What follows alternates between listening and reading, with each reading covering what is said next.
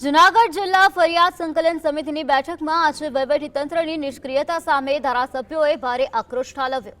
માંગરોળના ભાજપના જ ધારાસભ્ય ભગવાનજી ગરગટિયાએ જામવાડી ગામે વોકડા પરથી ગેરકાયદે કોઝવે ન હટાવવાના મુદ્દે બેઠકને તમાશો ગણાવી બહિષ્કાર કર્યો હતો।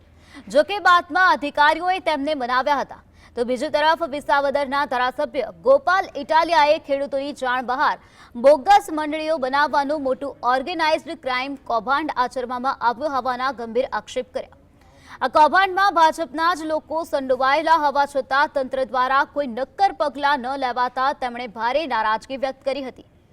ધારાસભ્યોના આ આકરા વલણથી બેઠકમાં ભારે હોબાળો મચી ગયો હતો।